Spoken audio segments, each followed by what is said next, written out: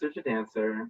Today we are having a conversation with Elizabeth Ramsey, one of our lovely, lovely choreographers. I mean, it's like, it just spills out her brain. It's good stuff. So we're going to talk to her today about her process and a little bit about how we have been working as a online company. And by that, I literally mean we are still doing our regular work day online. So, hi, Elizabeth. Hi. Thanks for having me. You're welcome. Let's dive right on in. Let's just start with what your choreographic process has been of late. You don't have to go into great detail. It has been actually kind of interesting to dive into your brain and start from the very beginning. So just fly with it. Yeah, so I would say this process is actually changing my choreographic process a lot more, but I think in a good way. Like when I'm physically in the space with dancers, sometimes I don't want to give it too much thought until I'm with them, but this whole virtual rehearsal thing has caused me to become much more preparational with what I'm doing, because you don't have that like person to person energy. Like the energy is just different. Like I see you guys in front of me, but I'm not receiving the energy the same way. I can't really sense if you're having a good day or a bad day. So what it has done is it's caused me to have to spend a little bit more time than I think that I would, getting ready for each rehearsal. And I think that that's a good thing, because sometimes I think that I have rested on my talents a little bit too much. Like I know, like in my head, I'll be like, I know that I can just go in the room and create something, and people usually like it, so I'm just going to do that. But now I'm like, well, we have to use our time wisely. When you're speaking over a platform like this, you have to be as concise and clear as possible. So there isn't really as much room for that playtime in here. So I think that for me, it's teaching me like, okay, well, how can we get to a deeper level of your process? How can we get to a deeper level of your choreography? And I'm hoping that I like the results. I'm hoping that it works for me. So yeah, my process has been just that, a little more preparation, a little more thinking. I've done a little more audio editing as well, because I've had this, Yes. I know I've Yeah. had this, I'm like, I want to incorporate different things. So I was doing a little bit of research. Do they know we're making stuff to Marvin Gaye? Yes. Yes. Okay. So am I allowed to say? Yeah. So yeah, I started looking up interviews and stuff, and I was more curious about like what was his experience like as a person. Like we all know him from his records, but what do we not maybe know forthcoming from him? Like what are some things that you would only know if you kind of like knew him a little more intimately? And that's what I'm passionate and curious about. So I did Yeah. a I little. mean, the first day that you brought in some phrases for us to learn, and then you brought in words that you had pulled from his speech that or thoughts about his speech. And we won't reference the exact speech because that's a beautiful surprise. Um, but it was just like I didn't know this about this man, and so that kind of says a lot about you in terms of how you relate to to the world, but also how you relate to music, how you relate to your choreography. It's not superficial, it's not surface. So that was a very beautiful process. That being said, you said that it's a little bit of a distancing thing that happens while you're watching the dancers, and I feel that as well. That as we're doing it, I'm like, where's the visual feedback that I did something okay? Like, is this where we're heading? And trying to flip screens, trying to figure out where we're going and how we're doing things, and trying to make sure that it's not that dancer fake, that it is something authentic. So it'll be interesting to get back into the space. I do want to know how it has also translated into you teaching online. Has it has the same kind of barriers came up while teaching? So I teach younger students, so it is a little bit different. I can tell the days that they are tired. I can tell because they're not like up at their screens like this, you know. But in some ways, the way that my choreographic process has changed, my teaching has also changed too. I don't always feel like I need to over prepare for teaching, or I don't always feel like I need to do that for myself. I can usually just walk into whatever it is and say, I can, I'm trying to say, like, I can make it up as I go. I can kind of wing it, I guess. Mm-hmm. Um, I mean, I think most dancers have like a formula that they can pull out from, and then they just edit it because we have that technical knowledge that just kind of right. fills it in. Yeah, and It replaces things.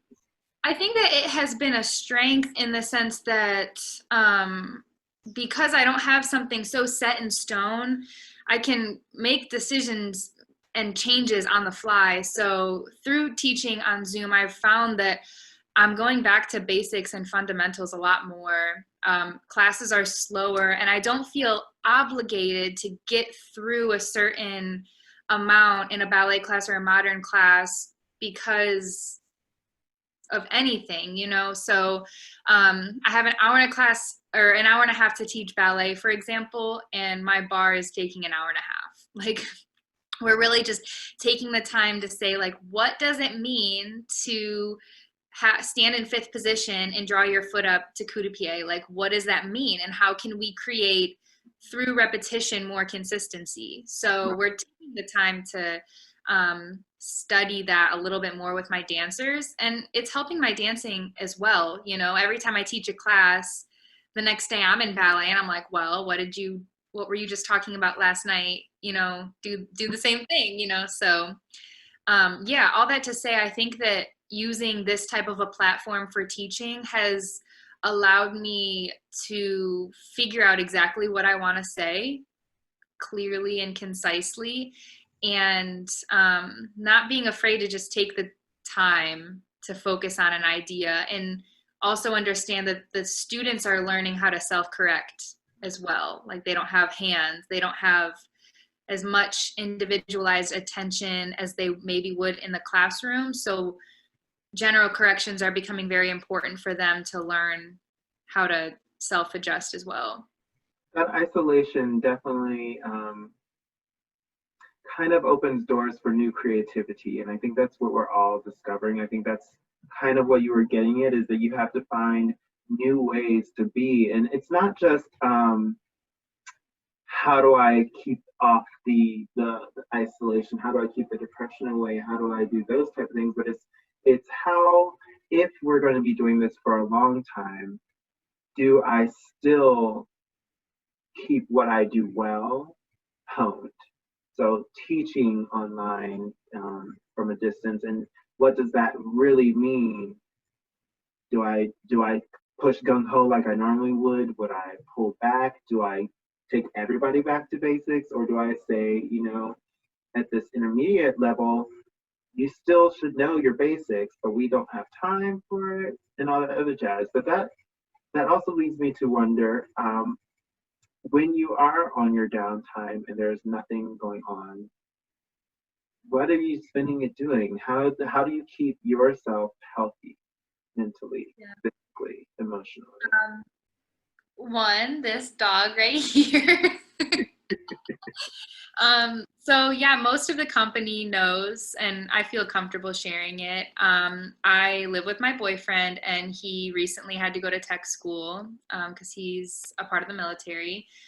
And all that happening already was kind of scary, but then for it to happen in the middle of a quarantine where there's a world pandemic happening, it's just not the kind of thing that anyone really wants to have happen. So I was fearful of the increased isolation. I was fearful for his safety, and that fear was definitely seeping into my work with DCDC. It was seeping into my choreography. It was seeping into everything.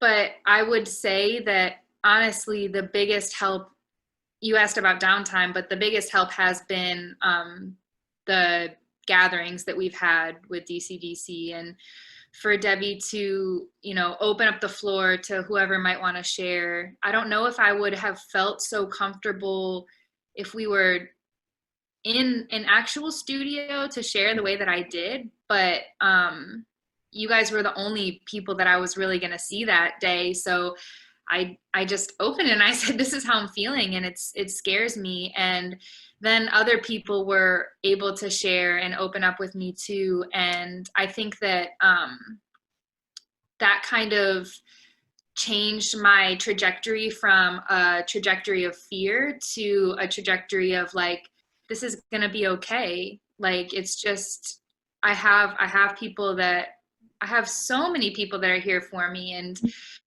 so I would say my downtime is honestly spent connecting with people that normally I wouldn't have the time to connect with. And then when I feel a little fatigued and tired, like mentally and emotionally, then the dog, like I said, he's so happy, and he's always like, you know, down for a walk or down for playtime or down for snuggles. So I guess I'm not all the way alone because I have him here with me, and the cat will run around here sometimes and he might show his face too. So yeah, I think at the end of the day, we're all dancers. And so, you know, I think at DCDC understand that physical contact or that human contact is kind of one thing that is shared among us. So I do still kind of have that even with the pets, but I'm noticing that it's important for me. Yeah.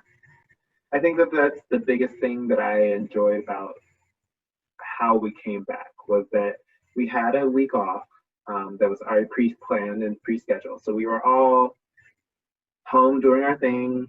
And when we got the notice that we were going to stay home, but we had a studio to go to virtually, it was just like, oh, at least I still have my normalcy. I have something that is normal. And I have people who are family that I can now depend on. You know, the daily meetings that we have aren't just a space where I see everybody and we talk business. It is a time where, you know, you can let your hair down for people who don't have someone who's next to them, but also to just be reminded that we are close.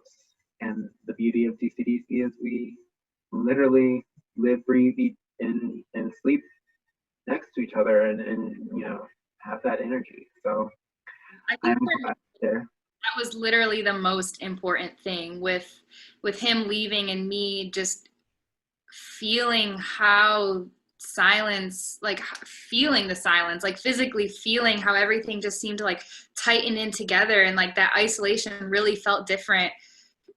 That first day coming back was like the most important thing, like having a schedule and like having these things, because if I didn't have DCDC, if I didn't have this right now, like I can't say that I would be smiling on the camera with you, you know. So right. I totally understand that feeling. There's many things that are going on in everybody's life, in my life personally too, where if I didn't have the company to like, you've gotta come into this room, you've gotta be in rehearsal, but you've also got people that are just gonna laugh and have fun with you. If I didn't have that, could be a difficult time, definitely. So thank you so much, Elizabeth, for sharing and being with us. We're gonna check in with you later on this summer and just see how things are going.